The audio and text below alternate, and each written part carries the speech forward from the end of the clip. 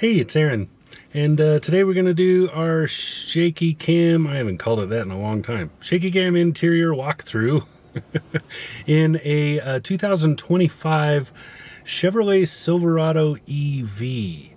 Or if you go by the nameplate on the car, or the truck, anyway, if you go by the nameplate, it's the Silverado, because the E is like that electrified 3-line thing. Get it? Yeah.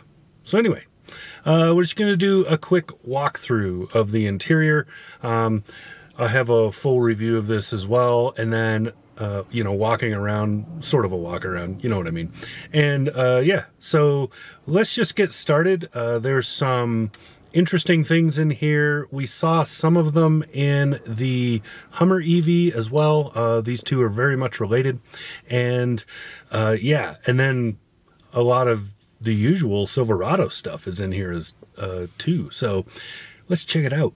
So we start in our usual spot on the left-hand door. Door handle here, and then you can see the door locks, memory settings for the seats, and then down here are the mirror settings. So left and right, and then fold them in and move them around, and then you see the windows down here. There is no window lock on this, which is unusual, but a lot of the controls are in unusual spots. I'll show you. Parking brake here, you push to set, push to release. Lane keeping right here. Front trunk, so front opening there. Drop the tailgate right there, and dimmers right here. And then you can see the trailer brake controls right here. This has a lot of towing, so there you go. Anyway, and then this particular one is electric adjustment for the steering wheel.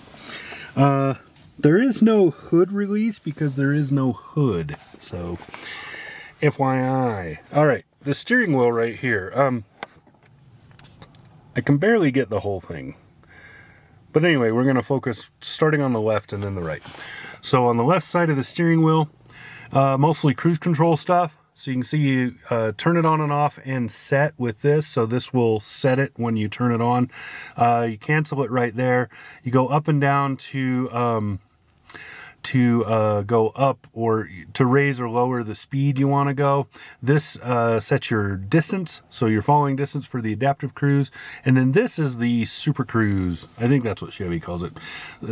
So this will light up and tell you that it's working, and then this basically drives for you when you're on the highway or the freeway. It has some limits, but it's pretty dang awesome. Over here, hopefully you can see it, there we go. Over here we have voice controls here. This is, it's a music symbol, it's the music. Basically you're setting the mode for the infotainment source, basically, for the music. And then you have steering wheel heat, which shouldn't be on right now. Steering wheel heat right here. This is the driver information menus, and then you have your phone. You push up to use it, push down to hang up, and then this is channels and tracks, I think. No, I'm sorry, that's yeah, channels and tracks. I had that right. So basically it's flipping through the channels right there. I don't know what it's on. I'm not going to change it. It doesn't matter.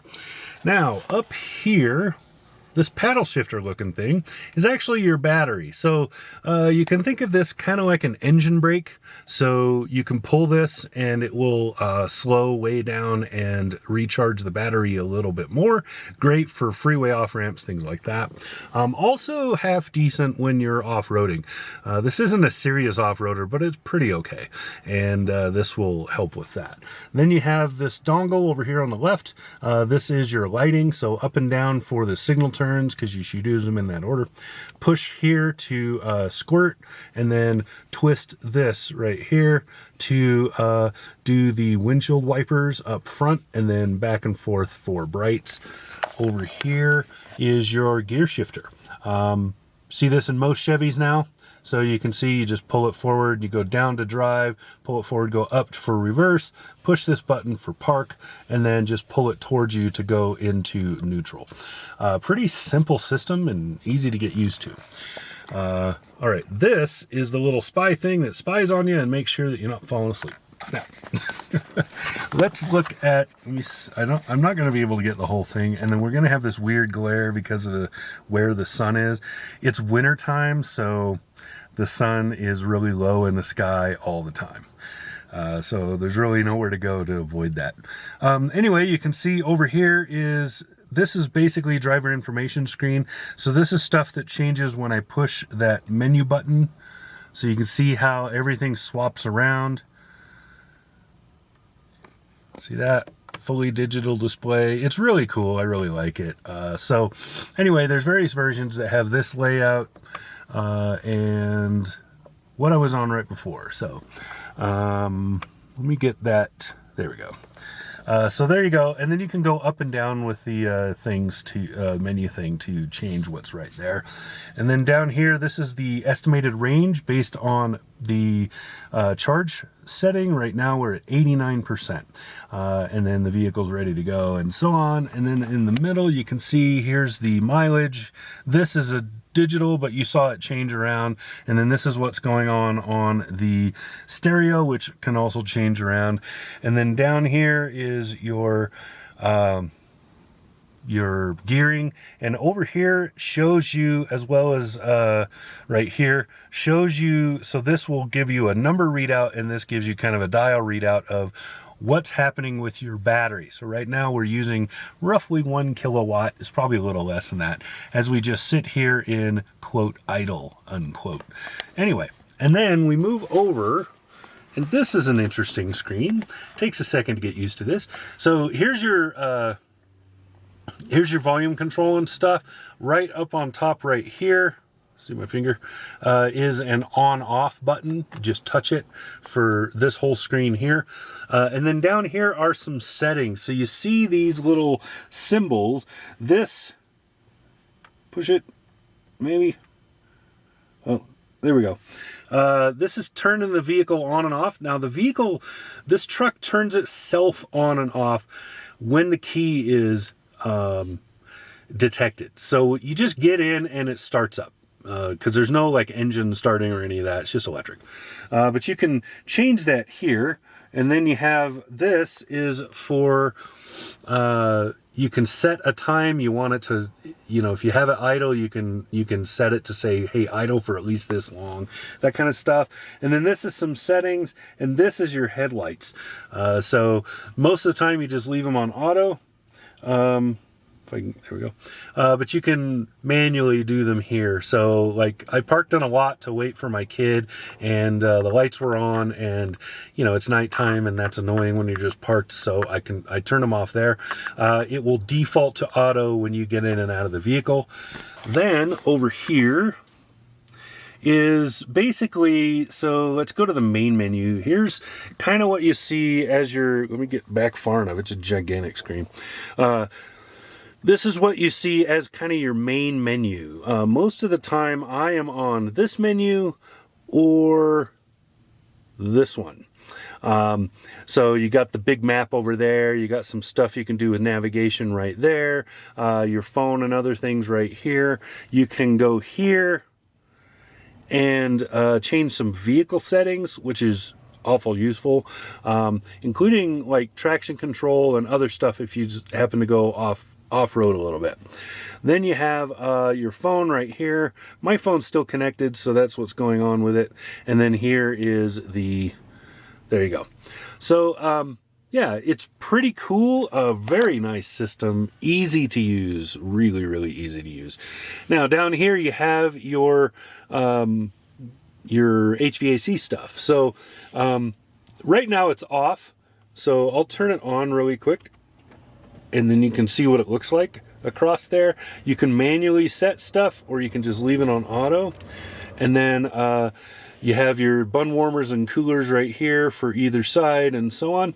Then a couple of vents, and then this is what I was using to turn it on and off. So on and off for the HVACs right here. Automotive or automatic is right here. You can manually do fan controls here or there. And then here's your defrosts, which are you know, federally mandated, so you have to have them. These don't show your temperature when they're running, but you can adjust the temperature here or by pushing on the screen there. So pretty nice to have physical buttons. Car manufacturers are realizing that people like those. Now, down here, you got a wireless phone charger right there. You got a couple of USB-Cs right there, and you got a 12 volt right under there. So that's kind of what's going on right there. You see these bolsters to hold your phone when it's upright in here. I put my phone in here all the time. I really like this one. Then we come to the first of the drink holders right here. And then you have just kind of a general throw it in here bin. I put a lot of stuff in here, and my kid, some of my kids have been throwing their phone in here and stuff when we're driving. It's pretty neat. And then, there's no latch on it. You just lift it up. There's another USB-C in there, and this giant storage bin. Really, really cool. I like this a lot because it is gigantic, and you don't have to know anything to open and close it. You just lift it up. So really nice on that. Then you can see this is kind of a black interior, so you know it's a little bit boring, but there's a lot of things that are changing that. I'll show you. So you can see the other door. That's what the door layout kind of looks like, and then you can see the dash. Very Hummer EV going on in here. They're very similar, and they have some similarities with the other pickup trucks in Chevy's lineup. You have a digital mirror right here, so you can flip it to manual like the regular mirror like that, or digital like that. I like digital mirrors a lot. And then up here you have this huge panoramic roof. There is no shade to close on it, but it's this blued glass like in the Hummer EV again that really kind of keeps the heat out. So I never felt hot in this, which is nice. Now, back seats. Gigantic, as would be expected in a full-size pickup truck. I didn't do video of it. I'm kicking myself right now, so I might have to try to do some video of it here. But that back window and back wall fold down when you do these. When you fold down those seats, and then that whole thing folds down so that you have a complete pass-through to make that short bed back there a full-size bed. Really, really cool. Otherwise, the truck bed is exactly like every other. So really cool. I like this truck a lot. It's really smooth to drive. Power delivery is great. Like most electric pickup trucks though, there is only so much that it can do as a truck. So if you hook up a trailer to this, you're going to lose a lot of your range. But it has massive amounts of towing. So if you're towing inside of 100 miles or less, or hauling a heavy load of stuff within 100 miles or less, this truck is perfectly capable of it. If you're going to go further than that, you're going to end up sitting at charging stations. That's just how it is. It's true of the F-150 Lightning. It's true of the Tesla Cybertruck. Doesn't matter. All of them lose a ton of range once you start doing truck stuff. Otherwise, off-road, this is a good off-roader. You don't have a lot of control over the off-road, which is like in the Hummer EV, you at least have a bunch of buttons so you can control the differentials and stuff.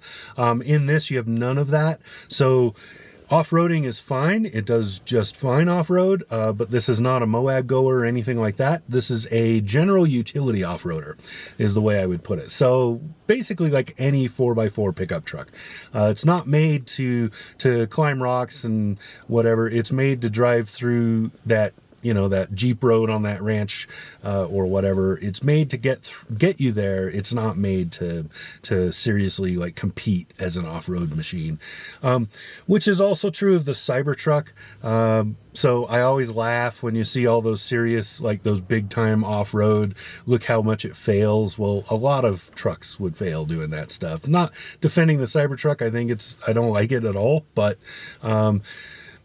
you know, you got to be fair in comparison. That's kind of the deal. So I would compare this to a Cybertruck and run them side by side, seeing how well they would do all day if I had access to a Cybertruck. but I don't.